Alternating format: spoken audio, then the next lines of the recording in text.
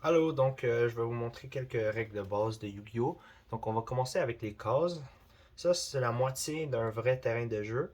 Normalement, chaque joueur a une moitié de terrain de jeu, puis euh, les deux terrains de jeu se lient ensemble pour faire un vrai terrain. Donc, sur chaque moitié de terrain, on a 5 cases de monstres. Ça, c'est où que vous allez invoquer vos monstres. Et vous n'avez seulement droit à avoir 5 monstres à la fois sur le terrain. Donc si vous avez 5 monstres sur le terrain, vous ne pouvez pas invoquer d'autres monstres. Et on a 5 cases de cartes pièges et de cartes magie. C'est la même règle que pour les monstres, c'est-à-dire que si tu as 5 cartes pièges ou de cartes magie en jeu, vous ne pouvez pas activer d'autres cartes pièges ou magie. Donc ici, on a une case cimetière.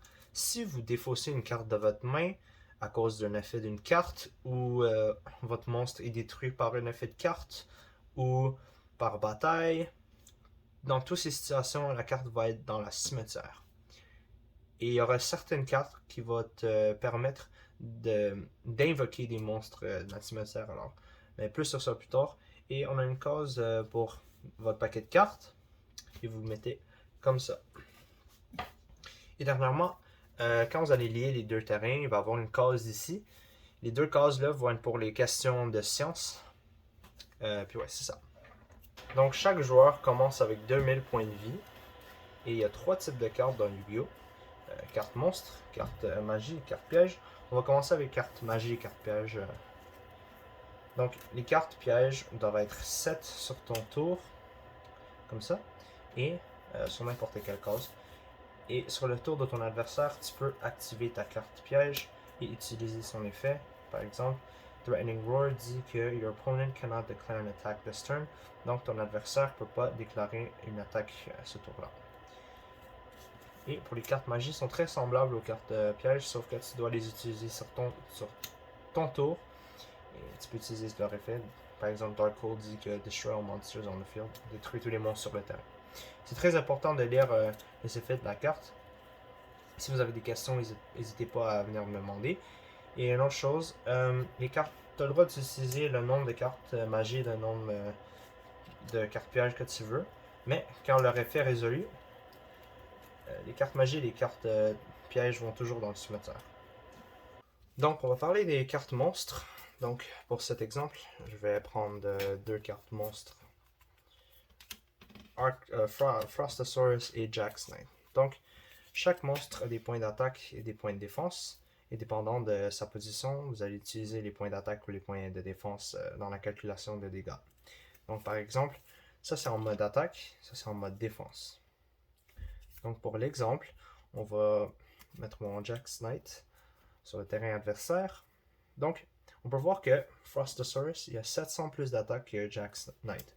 Donc, si mon adversaire décide de m'attaquer, ou si moi je décide d'attaquer Jax Knight, il va avoir une différence de 700 points.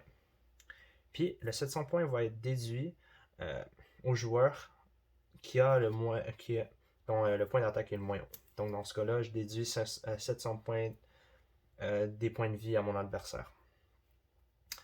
Mais admettons qu'il se met en position de défense, même si la différence est encore plus grande, 1600 parce qu'il y a 1000 points de défense, même si je l'attaque, oui, il va se faire détruire, mais mon adversaire ne va pas prendre de points de dégâts parce que un monstre en position de défense euh, n'a pas le droit d'attaquer, mais s'il se fait détruire, le joueur ne perd pas de points de vie.